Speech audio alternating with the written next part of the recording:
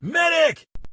All right, so I'm super lucky today. I have Alex Roehner from Empress EMS in Yonkers, New York, on the Medic Up podcast. Brand new podcast episode. Back to the interviews. You guys have been probably listening to the late calls for a couple weeks now. I told you we'd be back with the interviews, and here we are. So, Alex, you're on the line. I really appreciate you calling in to be able to sit down with me today to talk about your experiences with Nightwatch Nation and some other stuff, some other paramedic stuff. And we're just going to get right into it. Hi, Chris. Thanks for having me. I'm sorry it took me so long to get here. Absolutely. The stars, the planets, the schedules aligned, and here we are finally. This is the better part of almost 3.5 months. So yes, I'm excited. And like I told you yesterday on the phone, I would have waited another 3 months because I really want to get your story out there. And I think it's pretty powerful is the word I would use to describe it. So since like every other episode, nobody ever gives me their bio ahead of time. So I'm gonna push it on you. Nobody, EMS people never want to talk about themselves, but now's yeah, and I still don't want to talk about myself. I know, but I'm gonna force you. So Okay. Brief intro. Tell us about your career and anything. What have you done? Anything cool? Whatever. Have I done anything cool? I was on Nightwatch Nation. Don't you watch television? Well, besides that. Have I done anything cool? Well, I came to EMS 6 years ago, and in the time that I've been here, I've done a lot of cool stuff. And I happen to have kind of cool background. I have a degree in English where I attempted to teach English. I was a concept developer for another company. I ran a construction company in DC. That all led me up to today. And there's the bits in between that I guess we'll get to later when we talk about my addiction. Sure.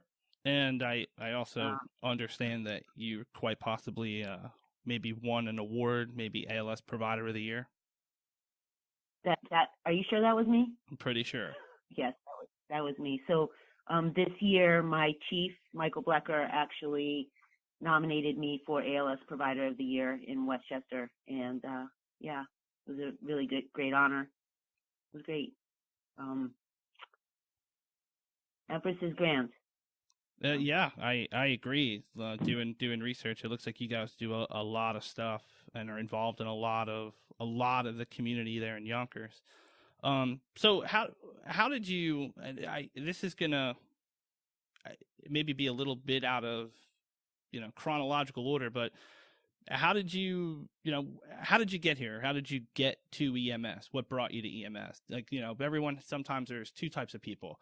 There's I saw an accident and I felt helpless and I don't want to feel helpless. So I went to EMT school and then I went to paramedic school and here I am. And then there's I got lost on my way to nursing school or medical school or something else. And, I always joke and say, when you're little kids, standing on the corner playing out in their yard when they're little, they see the fire truck go by and go, ooh, shiny diamond plate and sirens. I want to do that.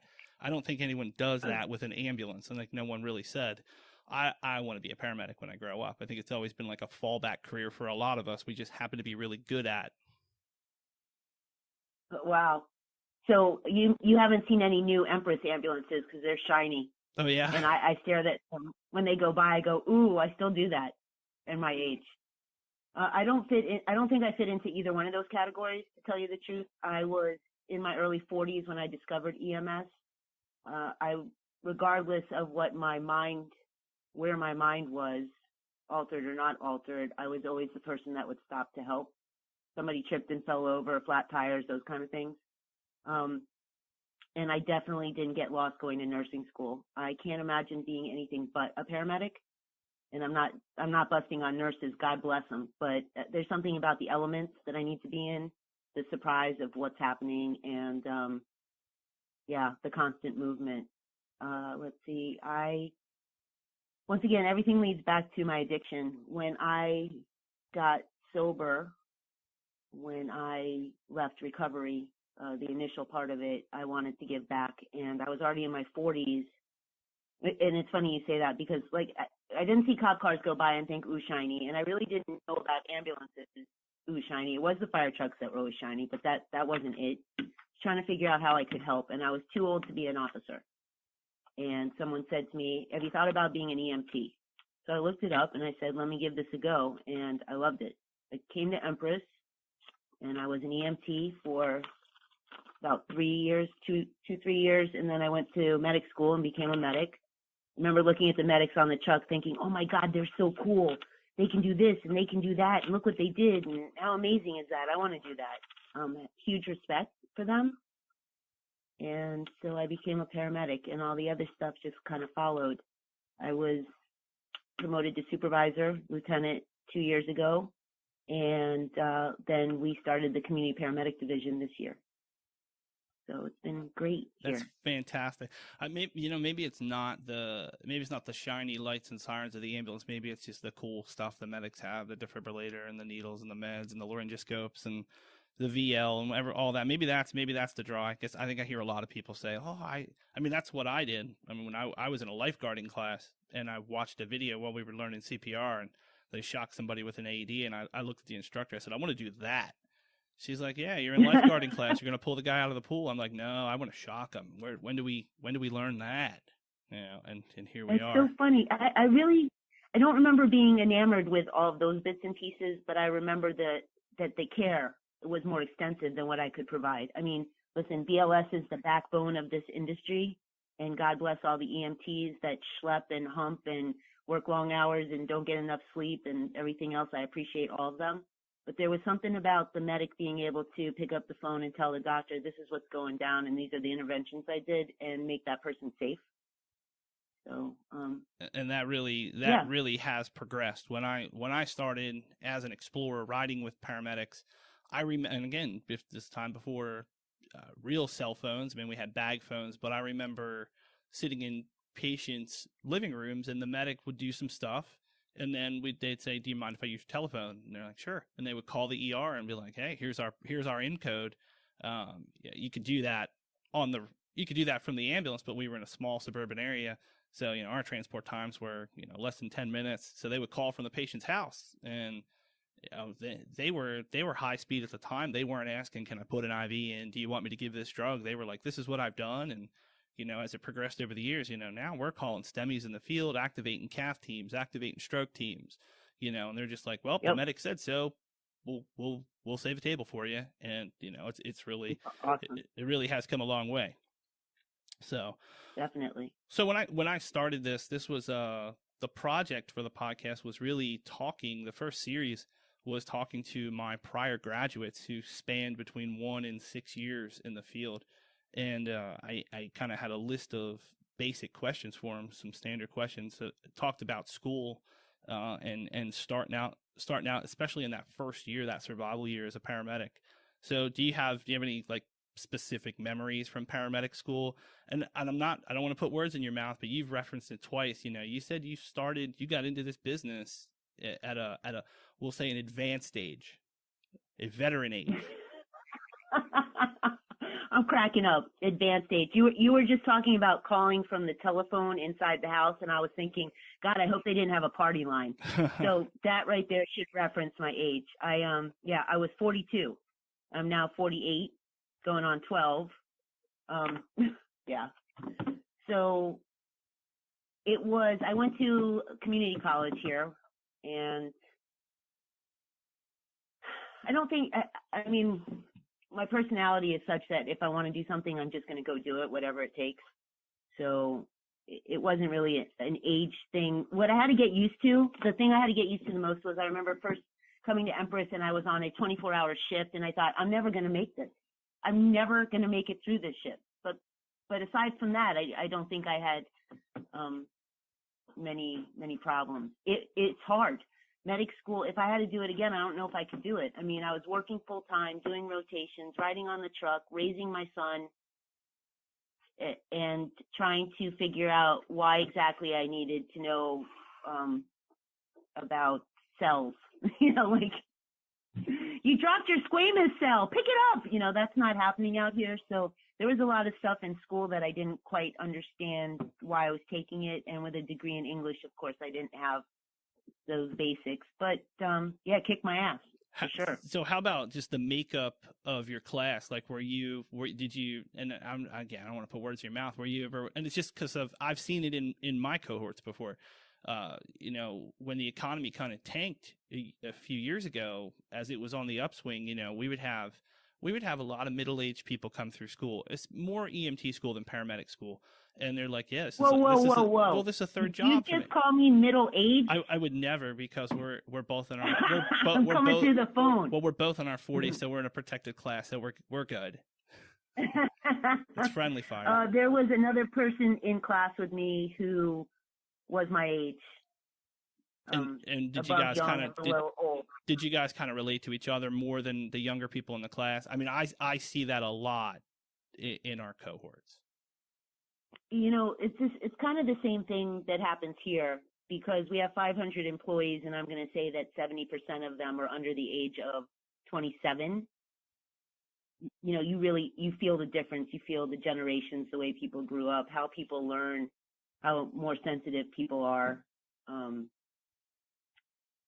Yeah, I seem to always take on the mom role wherever I am, and that happened, of course, in school as well, where we were broken out into classes, and if something went down, I found myself stepping in or stepping up or whatever. You know, some of those kids, God, now I sound old. Some of these kids these days, they need that. You know, they need that because they, you know, I see it, and you say about being an English teacher, you know, I see it a lot in study habits and, you know, just ways to cope with just maybe life in general, confrontation, whatever it is. You know, it seems like a different group than when I went through. I mean, I graduated in 2002 from paramedic school, and those were 90s kids. We were all pretty much 90s kids in that class. So, right. I mean, I absolutely understand. And I just, you know, it's a weird dynamic. I think, you know, economy's on the upswing now. People don't want to do the job. It's led to this nationwide shortage. You know, it's just, I'm dealing with it. It's really hard to, you know, I say about, you know, watching the ambulance go down the street and people go, oh, I want to do that job. I mean, it's just, to me, it seems there's not a lot of people who want to do this job anymore, which, yeah, it kind of gets you dejected after a while. You're like, man, don't people care about, you know, helping the community, helping their neighbor, helping in general? So I'm trying to, you know, the last couple of months, I've really been, as a program director in a paramedic school, trying to figure out, you know, and it sounds weird because I would never wanted to become this person. How do I market EMS? How do I sell EMS? Like, I don't remember it having to be sold to me. It was like 1 5-second clip of a guy being shocked with an AED, and I was like, hooked. Let's do that.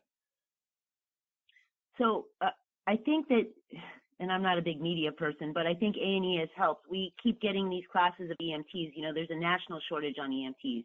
And when I walk in to introduce myself, they all go, Nightwatch Nation. And I'm wondering if there isn't, you know, a certain allure that we've promoted through the show.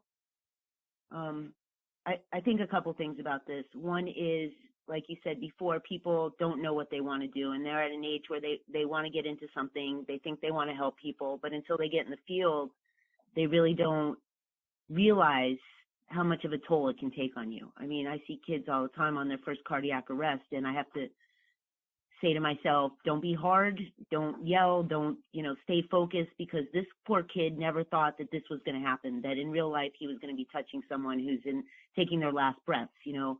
So we have that going on. And the other thing I see is people who are in search of something larger than being a paramedic took this as a step, and they don't work with their gut. Like, we have some paramedics here that are amazing. They just feel it. As soon as they get to the scene, they feel what's happening. They sense the patient. They have empathy and are able to do their best work knowing that the patient's outcome has something to do with the interaction. So not everybody has that, and I don't think everybody understands that they need that. Like, to be in healthcare, you need to have that, where we need to be a little softer than we are, you know? Right. And, so, you know, for years, it's only, you know, really recently, I mean, you don't find emotional intelligence in the national standard curriculum and the NHTSA curriculum. You know, that's, you have to add that in. Right. The critical incident stress debriefing type stuff and self-care and resiliency. That's honestly, it's non-existent. It's 2.5 pages in any paramedic textbook you look at in the last 5 to 10 years. And Right. we're having to add it in and build that curriculum because we're seeing it. And I was very blind to it for a number of years because that's Mhm. just not me. That wasn't me. I wasn't taught that way. I was taught like, hey, this is your job. It's a job. Go do the job. Take care of people. Do the best you can with the time you're with them. And, Right. it's on to the next one, which, again, the second part of why I started Medic Up Podcast was this was a very therapeutic thing for me. It's very cathartic. This is my Right. cheap therapy where I get to talk to people around the country, and they have we have a lot of similar experiences, and I think that Right. is what the kids coming up and the people who've been out there for a while and those toasty salty EMS veterans and fire veterans and PD veterans need to hear to say, hey, I've been thinking this too the last couple of years. So you kind of you segued right into it pretty well with the I think Nightwatch is kind of helping. I mean, back in the 70s, it's what emergency did. That's how we got our paramedics. It's television. That's the marketing tool. So what do you So when the you clinical director here has actually approved me to do compassion training. cool. Yeah. So compassion training isn't just like my mantra is perception is reality. And I have to say, these kids, yeah, you think that call is bullshit. However, that's their tragedy at the moment, you know? And in addition to just being more compassionate of other people's stuff, I want them to be able to read the room, because I think we also make the mistake of not realizing that a patient's family can make you or break you on that call. So um, yeah, I try to get people to put themselves in somebody else's shoes. I'm like, you got to call for the guy with the stub toe. You say, this is fucking ridiculous. I can't believe I'm going to this call. And you get there and you have no idea that as a child, somebody was bashing his toe with a hammer every time he said the wrong thing. So, I mean, I know that's an exaggeration, but that's kind of how I want my people to think is don't judge somebody else's nightmare. You just don't know. And, that what I just said really segues into my heart program. Our inability to understand that the addict out here is going through a trauma or a hell that we know nothing about, and that's really another reason why I got into EMS.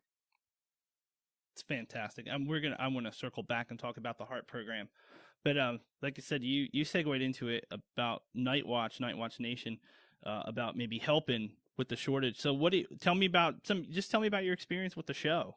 Like how did you get picked, or did you just volunteer, and just kind of take us through. So yeah, first Yonkers was chosen with the three other cities, and there was an audition, and I thought to myself, this would be a great platform for my heart program, for trying to get the message out about being an addict in EMS, because it's something that we don't talk about enough, because you get judged. And I also wanted to be able to speak to whatever I could to help the population out there. So I went in, and there was a lovely woman, I believe her name was Robin, and she asked me a bunch of questions, and I think I got all teary, and she told me I'm like an onion, they're going to peel away the layers, and America's going to love you, and I didn't believe her. And then later they called and said, we want you. And I thought, oh boy, what have I done? So the experience was incredible. Everyone they chose for our team was really cool. My partner Jamal is poetry on sticks. He is really that guy. That's not made up. That's not scripted. That's not an act. He is the real deal. He is just amazing. And the crew that was with us, the producer and the camera guys and the light guys and the sound guys and the guys in the background, and everybody on the crew was also incredible. A lot of great energy, and not only did they understand what the show was looking for, but they understood that, this is an additional shift that's happening late at night, and we're tired and hungry and overworked, and they were great with us. They were frigging phenomenal. So that part was cool. It was a little hard for me to realize that there's a camera in my face all the time, because I'm going to do me, I'm going to do my job. And, I turn around to grab something and there's a big camera in my face. I just, my constant impulse was to go, get that fucking thing out of here. But I didn't. And, it was a great experience. The two things that came out of the show for me specifically, one was the realization that people in EMS need to support other people in EMS. And if they have something to say about the care or treatment that they see on TV, they should feel free to contact the person directly, instead of perhaps calling other people who call other people who call other people. No, you just go to the internet. You just go to the internet. You can go to the internet and post your feelings, which not productive. Yeah. We've covered all that ad nauseum, which and again, it's EMS people. We just realize that my protocols are different. We're a service where I work part time. Our local service. We were one of the first services to give antibiotics pre-hospital. And that was super positive. Cool. It's super positive. And we would get phone calls from around the world asking about our sepsis protocols and our antibiotics. And for everyone that we would get a call, we would hear just kind of maybe some backlash, like, oh, what are you doing? You're not really helping. All you're doing is driving the cost. It would just be stuff after stuff. And again, not productive. It's like I'm sorry. People bring problems, not solutions. I was disheartened by that, and I think what people needed to know was and I didn't understand why people in EMS didn't realize that. Do you really think the entire call from dispatch to hospital was 5 minutes? Did you not perhaps think there was something behind the scenes that I don't know, you don't know? No, but that's that's a leftover from TV sitcoms. Every problem is solved in 30 minutes, and you are getting the meat and potatoes of the dramatization. That's what people are used to. That's if you're watching primetime television, and then people go, well, that's not how I do it, or that's not what I would have done, and it's like, well, and that's all cool because that was the first episode, and then when episode 4 rolled around and I got real with TV, all that stuff kind of went away. For some reason, anybody who wanted to come at me suddenly realized maybe I shouldn't go at her. Which was cool. You all of a sudden became, and that was it wasn't a turning point for me, but, and I'll get to that in just a second. But I mean, it was very, I knew from episode 1, I knew the type of person, I knew the type of provider you were, but I've been around the block, so maybe I'm a little different. And like I said, I'm overly critical of a lot of things because I teach, and it was more funny to me to have my students come in and go, did you see this? And I was like, yeah, let's watch it and let's talk about it, because there's actually way more to learn from it than what you think. There's definitely positivity there that you should be, this is what I want you to look at. This is what you saw, but this is what I want you to look at, and I want you to recognize. And then when they were done, they were like, wow, cool. there's a lot, there is a lot more that goes into it. And like I said, I had a lieutenant who was on the show Paramedics in the late 90s, and he used to tell me, he's like, man, it's highly edited. They got to fit it in a period of time. He goes, they were with us for 2 months. He goes, and what you're seeing is what you're seeing. He goes, can't change it. He goes, I hope it was more positive than negative. He goes, I've heard this. He heard the same stuff you guys heard. And I hate it that's, almost a decade between the shows, even more. And it's crazy. And like you said, we should be supporting each other and picking out the good and going, man, I would rather hear someone say, hey, I saw this on the show and I went to my medical director and now we do that because I was able to, I saw something that I thought, hey, this might be beneficial where we work and we live and we serve. And the medical director was on board. I showed him a clip from the show. Everyone got in touch. I talked to this medical director. Your people talked to my people, and now we're doing a better job because of the show. I would rather hear that than I didn't see a bad guy. I would rather hear that too. Yeah. That's and And it's a reality show. It's not a work group, but I mean that's what I would rather hear more about that than well, I saw this guy not bag the guy. Yeah, because they had that's on the editing room floor. It's no big deal. I'm pretty sure they bagged that guy, and look, the outcome was great. right.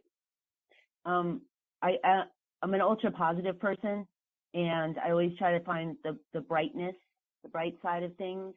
This had me scratching my head, but the amount of support I had from people who know me, from the EMTs all the way to our medical director, everyone knows what kind of provider I am, and they knew that I have no malice and would never cause harm, and they understood what happened behind the scenes that allowed me to act in whatever fashion I did. So, and everyone here at Empress, everyone was very supportive. That's awesome. That's good. And that's how it should be. Absolutely, 100%.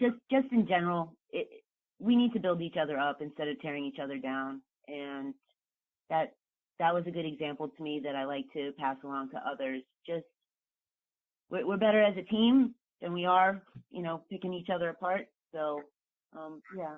The flip side was I had an amazing outpouring on all social media, emails, fan mail. Yeah, stalkers, 13-year-old stalkers that wanted my autograph. Yeah, people who have family with addictions or were struggling themselves or are also in recovery, just telling me that me being vulnerable in front of however many millions of people have helped them. I have women my age who have said, I'm going to go to EMT school. People told me I was too old, but I'm going to do it. And yeah, rah. I read that. I read that on an Instagram post this morning, and I was like, super cool. That's one more. Put him in class. Yep. Well, absolutely. Let's fast forward to episode 4, The Sober Truth. So I was watching it, and I think I had missed that week when it aired on Thursday night. I think I was watching it on a Saturday night. And oddly enough, I was watching it. My kids love this stuff, and it makes me a bad parent. They're like 11 and 8. So, but my 11-year-old wants to. An old parent. Well, a little bit. My 11-year-old wants to be a canine cop, so she loves the live PD stuff. And I was like, you shouldn't. Cool. I was like, you shouldn't watch that. But I'm like, man, I was watching Cops when I was 10. I get it. All right, fine, you can watch it. So I'm watching it. I'm sitting in bed, I'm watching it, and I'm kind of goofing off on my phone a little bit, and it gets to the end of that episode, and it was you and Jamal sitting on the back of the truck talking, and he says, what are we going to do about this city? And you're like, I don't know. And you guys are talking about the heroin overdose you guys just treated, and he was going on. I wish I had the clip for it. But, he's going on. He's like, you're one of the medics on the front lines of the opioid epidemic. You're a pretty strong person because, you've told your story, and you started going into it, and I missed it, and I had to rewind it. And I was like, like an idiot. I'm looking at my 8-year-old. I was like, did she just say she had an addiction problem, but she's a medic? And I watched it, and I watched what you said, and like the best, I couldn't even muster a word. Like, I'm very rarely a speechless person. Speechless was the word I would use. And I just remember going, and my 8-year-old was like, what?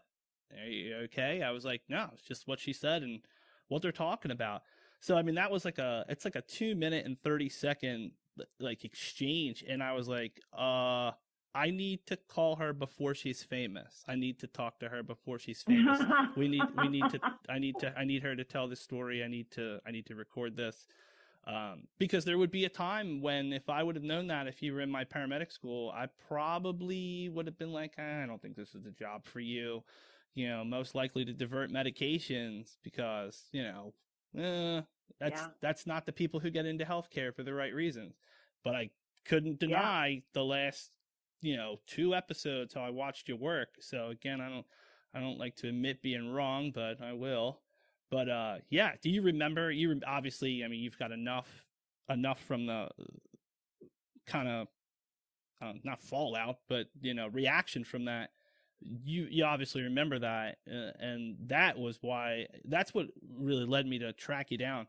And it took some odd places to find an email address or some way to get in touch with you. And I was super stoked when you texted me back.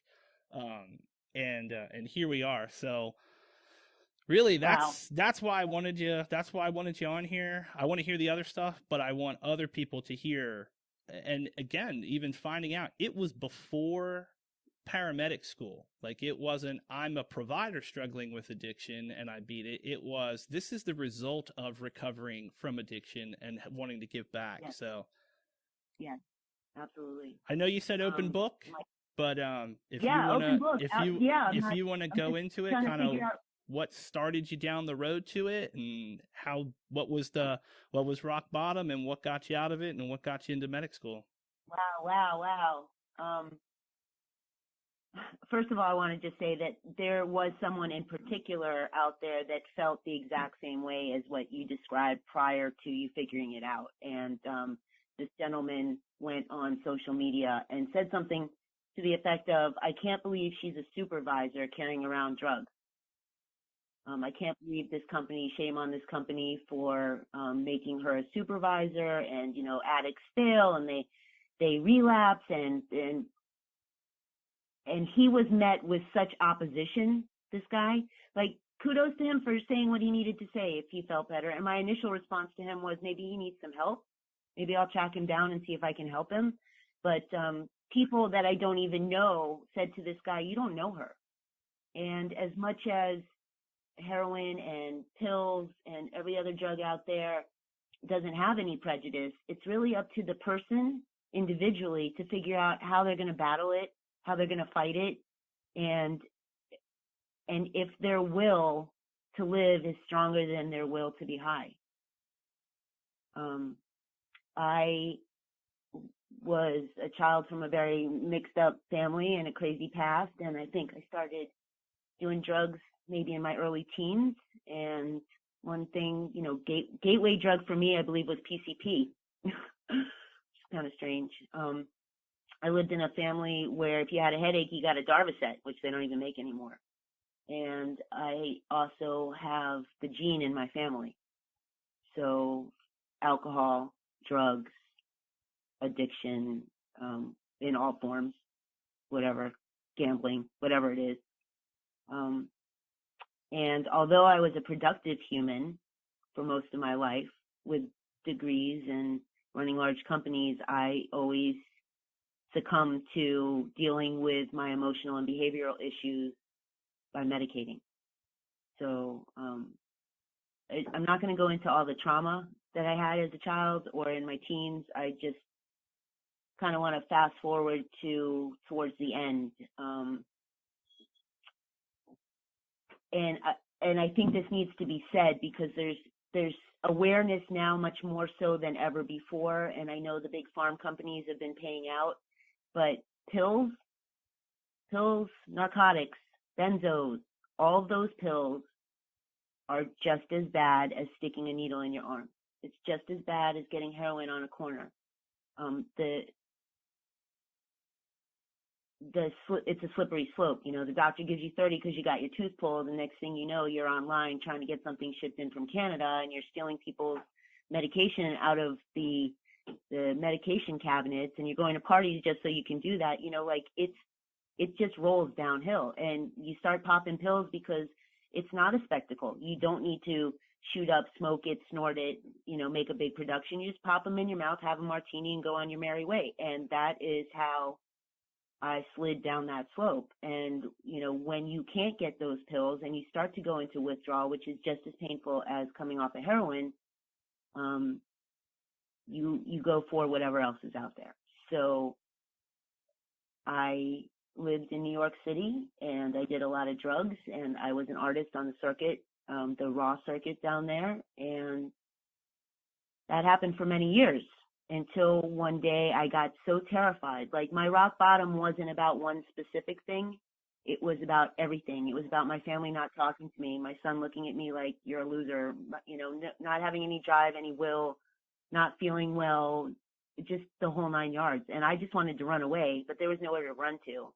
And someone in my life said, get your ass to a meeting. And I went. went to an NA meeting, and I relapsed within the first 90 days and got back up, started all over again. And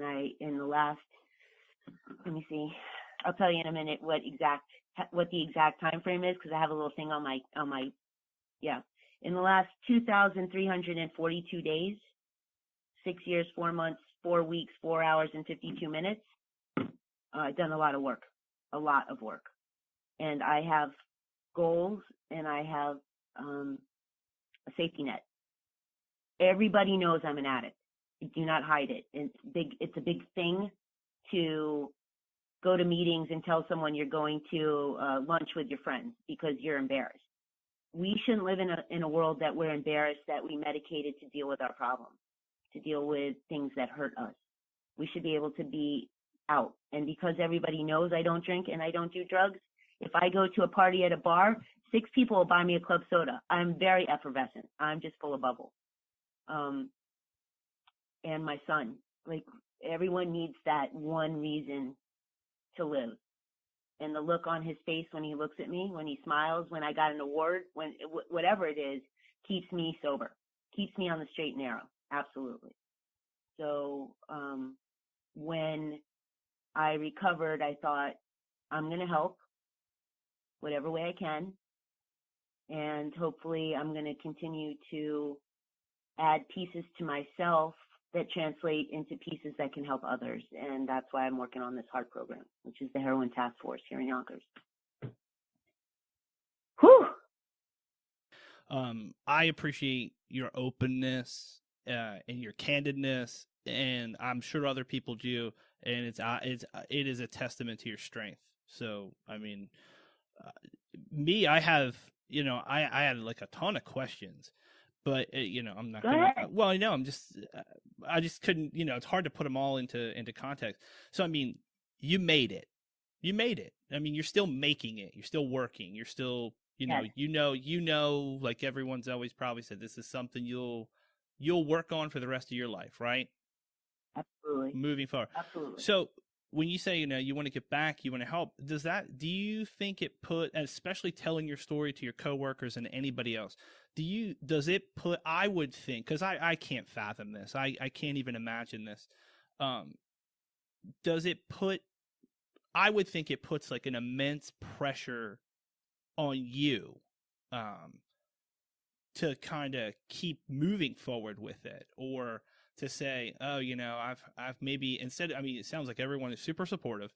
Maybe if they weren't having to, I can't be in this area anymore. I have to go work somewhere else where you wouldn't want to. I mean, to me, it seems, simple. Do you agree, disagree? Does it put a lot of pressure on you or not?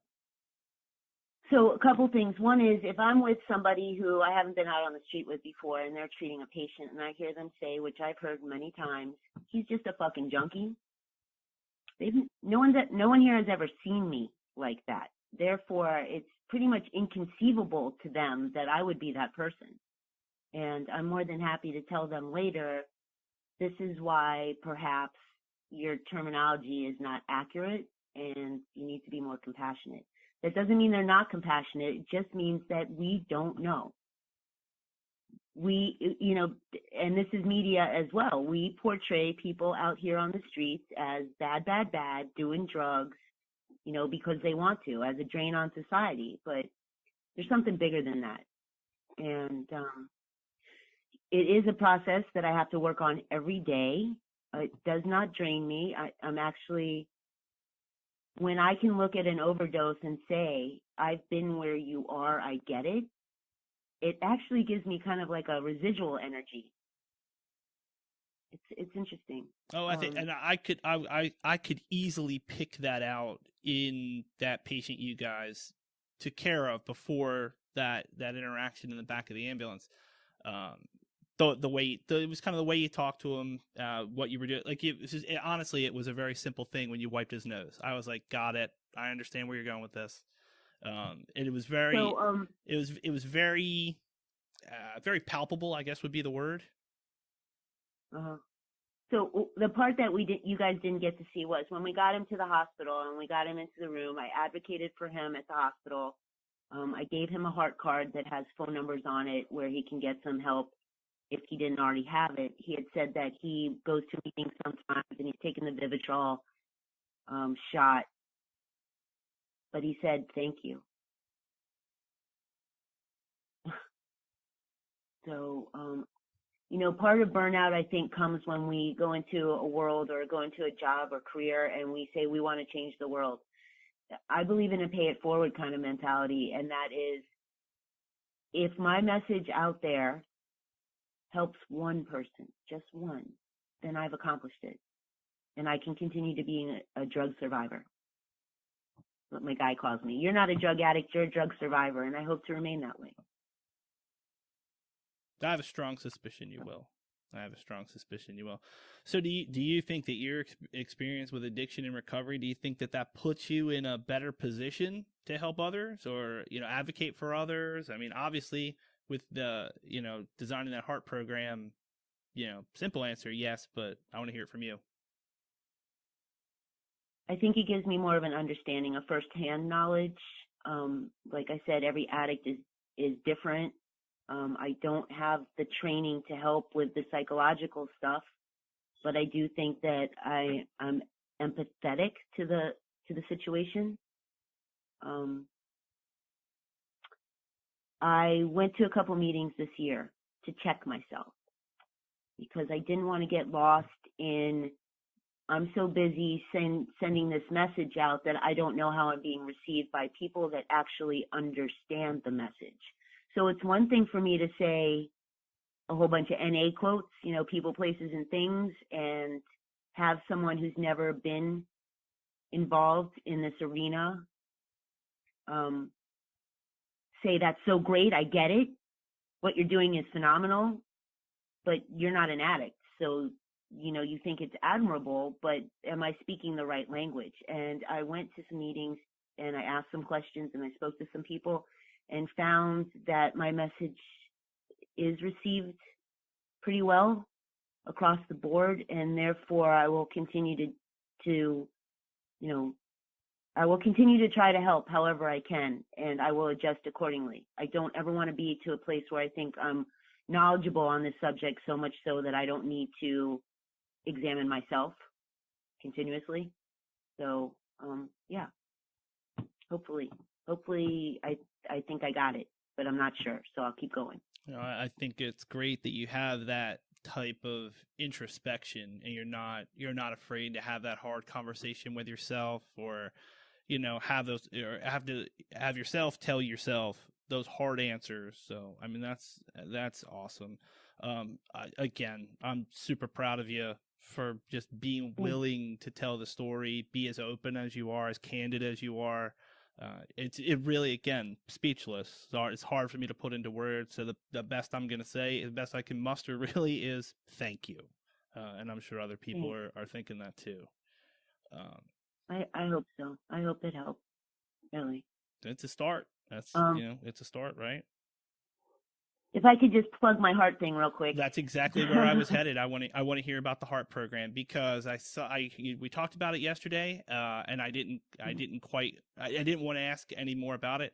And I was cruising through, I think Instagram, and there was a picture of you standing in front of the ambulance with the card, and I couldn't really zoom in to see what it stood for. So tell me about it and tell me what it's doing, where it's heading, and everything. So it's in its complete infancy. It was created by the mayor of Yonkers and the commissioner. And it was out there, but it wasn't being used to its fullest potential.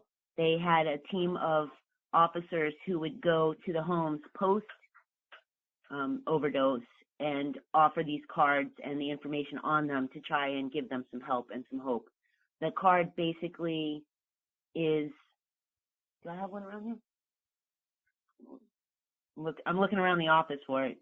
It basically has numbers on it where you can call to get help. It's got a hotline. It's got the number of rehab, but it's not current, and it needs to be bigger than it is. So we have met with Deputy Chief of Yonkers, and we have assembled a round table of people from all different walks that can contribute to the cause, whether it's behavioral health, Office of the Aging, because as you know, drugs don't care how old you are, police department, the fire department, and we have a strong representation here at Empress, including the owner. So what we're trying to do right now is figure out a program that mirrors some of the other programs that are going on out there. The one in PA, I believe, is called POST.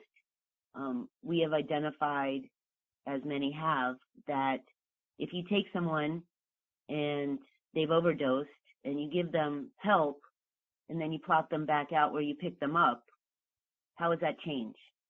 They don't really have tools.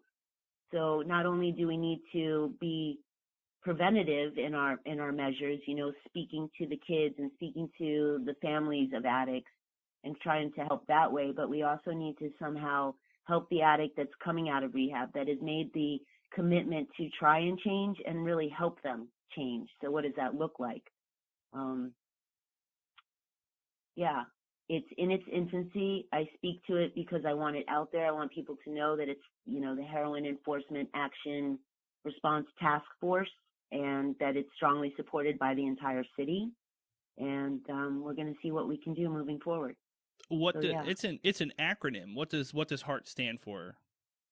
It's the Heroin Enforcement Action Response Team. Oh, and you just said that. Yeah. And I didn't pick up on it as usual. Right, that's okay. Cool. Got it. That's all right. You know, we all try to make them sound really cute. There's the HOPE program and the POST program, and you know, we get lost in the words. I like that it's HEART, because I hope that's what everyone on the team pours into it, and we try to make a change. Yeah, the Narcan usage is ridiculous.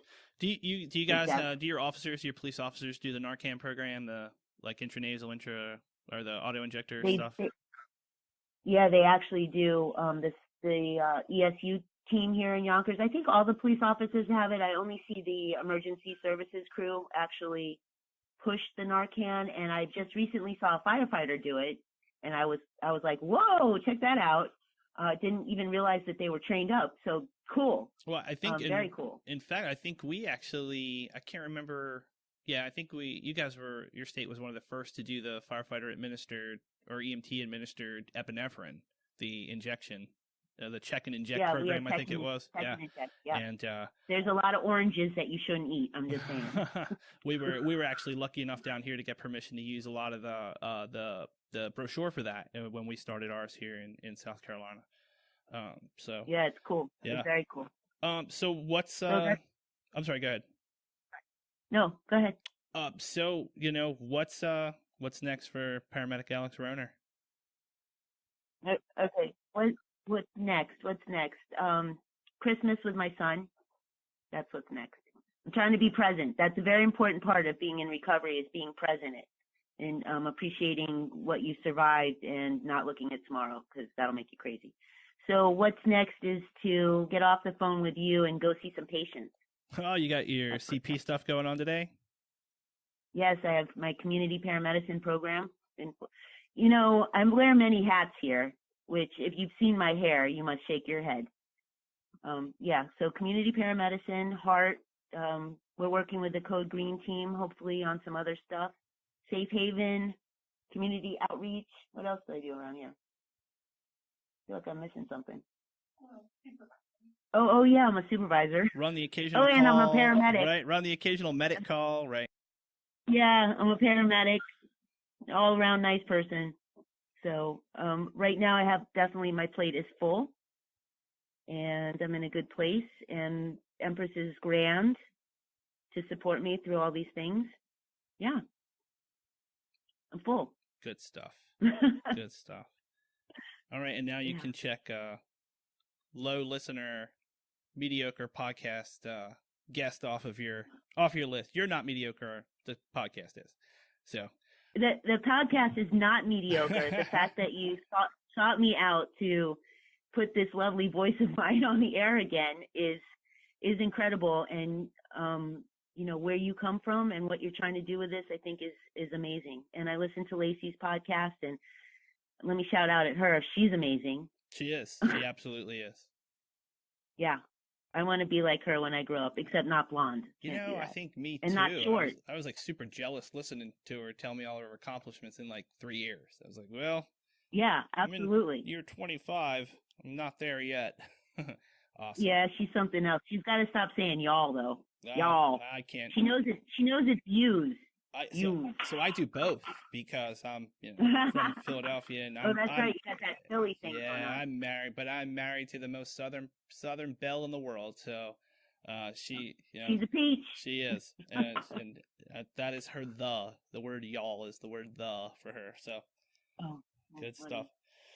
Well, listen, I appreciate you coming on. I appreciate you wasting some time with me, and I think there's more to talk about. And when schedules and stars and planets aligned again, we'll do it again. And Yeah. I'm gonna be I'll probably text or call you soon. I want to talk more about the heart program, but maybe the southern annex of it. Yeah, that would be great. Anything I can get, anything I can give. Awesome. Chris, it's been wonderful. Thank you so much. No, thank you. Pleasure is absolutely all mine.